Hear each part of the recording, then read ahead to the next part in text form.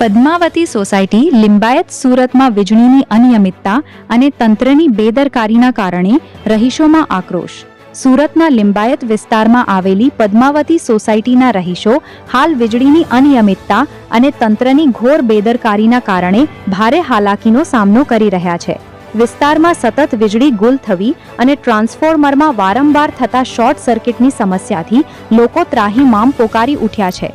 રાત્રે 2 વાગ્યે જનતાનો આક્રોશ વીજ કચેરીએ પહોંચ્યો.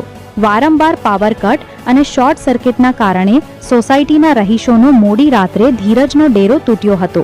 ભારે ગરમી અને અંધારપટથી પરેશાન થઈને પદ્માવતી સોસાયટીના વડીલો સહિત મોટી સંખ્યામાં સ્થાનિક રહીશો રાતના 2 વાગ્યે સીધા DGVCLની વીજ કચેરીએ દોડી ગયા હતા અને તંત્ર સામે પોતાનો ઉગ્ર આક્રોશ ઠાલવ્યો હતો. રહીશોનો સીધો સવાલ છે કે શું DGVCLના અધિકારીઓ કોઈ મોટી જાનહાનિ કે ગંભીર દુર્ઘટનાની રાહ જોઈ રહ્યા છે? ટ્રાન્સફોર્મરમાં વારંવાર થતા શોર્ટ સર્કિટ ગમે ત્યારે મોટી આગનું કારણ બની શકે છે.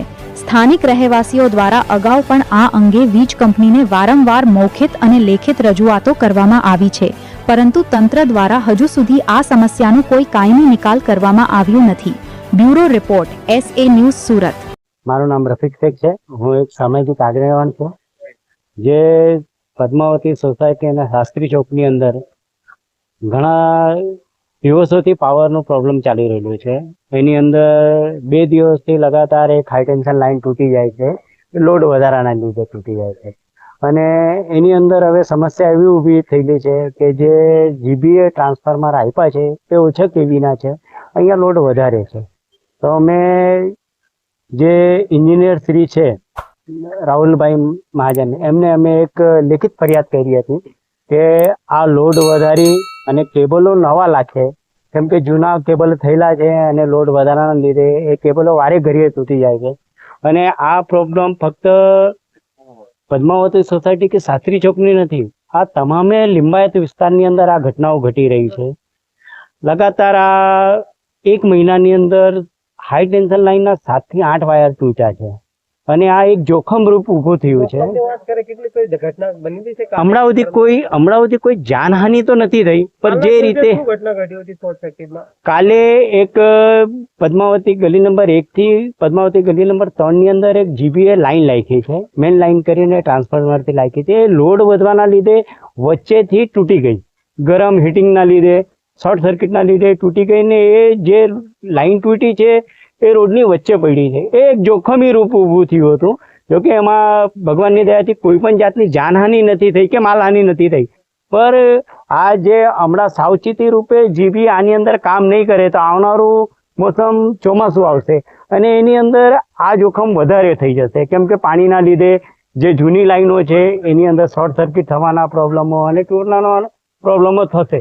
તો એના અમે GBની અંદર લેખિત જે રીતની અરજી કરી છે અમારા સોસાયટીઓના રહેવાસીઓની એક જ ઈચ્છા છે કે જે ટ્રાન્સફોર્મર છે અને જે લોડિંગ છે બધી સોસાયટીનો લોડ માપીને બધી સોસાયટીને પોતપોતાનો ટ્રાન્સફોર્મર આપે અને જે જૂની લાઈનો છે એને બદલીને નવી લાઈનો લાગે કે જેના લીધે આ શોર્ટ સર્કિટ થવાના પ્રોબ્લેમો ઓછા થાય અને જે આ ચોમાસાની અંદર મેન્ટેનન્સ નીકળે એ ઓછું થાય અને રહીશોને જે આ ગરમીની અંદર પાવર જવાના 2-3 કલાક જે પાવરો જાય છે એના લીધે જે તકલીફો ઊભી થઈ રહેલી છે એનાથી મુક્તિ મળે. અને અમે GBને આ દરખાસ્ત કરીએ છીએ કે વહેલી તકે જે પણ થઈ શકે એ વહેલી તકે બધી સોસાયટીઓના ટ્રાન્સફોર્મર અલગ અલગ કરીને બધાને સાવચેતી અને સુરક્ષિત લાઈન આપીને GBનું કામ વ્યવસ્થિત દેખાય એ રીતે અમે ઈચ્છીએ છીએ. જી, તમારું નામ અને શું અહીંયા વિસ્તારમાં શું તકલીફ છે અને શું ઘટના છે બની? મારું નામ બિલાલ શેખ છે અને અમે અહીંયા પદ્માવતી સોસાયટીના અને શાસ્ત્રી ચોકના બંને સોસાયટીના મળીને રહીશું અહીંયા ઉભા થયા છે.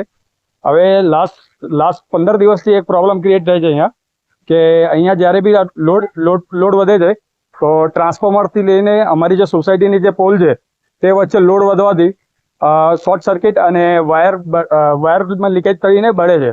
હવે લાસ્ટ 2 દિવસમાં ઇન્સિડન્ટ એવું થયું કે થોડું ક્રિટિકલ એવું વસ્તુ છે કે સ્પાર્કના લીધે વાયર બળીને ક્રેક થઈ ગયો અને જેના લીધે ઘણા છોકરાઓ અને ગાડી વ્હીકલ અને માલ મિલકતને નુકસાન થતા બચી ગયું.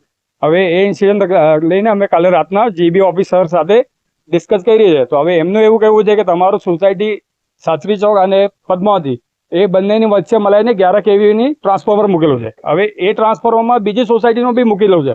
હવે એ ટ્રાન્સફોર્મર પર લોડ વધવાથી, કેમ કે એ લોકોનું પ્લાનિંગ હતું બિફોર 3 વર્ષ પહેલાનું. હવે આ સોસાયટીમાં જેટલા મિલકત વધી છે એ લોડના લોડ વધવાથી હવે એમાં એવું થયું કે ટ્રાન્સફોર્મર પર લોડ વધી ગયું છે.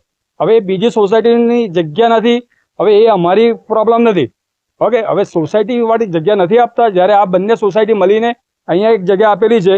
હવે એ સોસાયટીની જગ્યા છે એટલે એ સોસાયટી વાળા મળીને ત્યાં ટ્રાન્સફોર્મર પર એ લોકોની માલકીથી હક છે. હવે એ સોસાયટી છોડીને બીજા સોસાયટી વાળા અહીંયા 11 kVમાં યુઝ કરે તો આ ટ્રાન્સફોર્મર પર લોડ વધે છે. તમને મૌખિક કે લેખિત ફરિયાદ કરી? હા, કાલે લેખિત ફરિયાદ કરી ચૂક્યા છે. શું ઈચ્છો છો તમે સોસાયટી? અમે એમ ઈચ્છીએ છીએ કે ભાઈ અમારે 66 kVનું એક સબસ્ટેશન આપી દો અમને લિંબાયતને, પદ્માવતી સાસરી ચોક અને આસપાસની જેટલી સોસાયટી મળીને એક 66 kV આપી દો. પછી જે 11 kVના જે સોસાયટી છે એ બે સોસાયટી વચ્ચે, જેમાં અહીંયા મૂકેલું છે કે આ બે સોસાયટી વચ્ચે 11 kVનું મૂકેલું છે, એવી રીતના બીજી જે સોસાયટી છે એના વચ્ચે મૂકી દો તો બધાને લોડ શેરિંગ થાય. કેમ કે આ તો વસ્તુ વધવાની જ છે. કેમ કે અત્યારે લિંબાયતમાં પોપ્યુલેશન વધે છે, કેમ કે બધા 6 માળની મિલકત બનાવીને બેલા છે.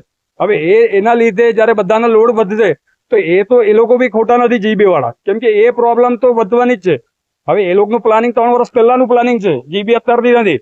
બટ એ જ્યારે રહીશોએ અહીંયા મિલકત વધારી રહી છે, હવે લોડ શેરિંગના લીધે પ્રોબ્લેમ ક્રિએટ થઈ છે. હવે પહેલે આ ટીપી પર 4 સોસાયટી ચાલતી હતી કેમ કે લોડ ઓછું હતું. હવે સોસાયટીમાં પોપ્યુલેશન વધી ગઈ છે. હવે આ 11 kV પર એટલું નહીં સમાવેશ થઈ શકે. હવે અમારી 2 સોસાયટી માટે ઇનફ છે. ઓકે, હવે અમારી માંગ એ છે કે આ સોસાયટીમાં લગતી જે છે સાસરી ચોક અને પદ્માવતી એનું ટ્રાન્સફોર્મર તમે અહીંયાથી ચાલુ રાખો અને આના સિવાય જે બી સોસાયટીનું અહીંયા જોઈન્ટ છે એને તમે એની જગ્યા આપી પાડો.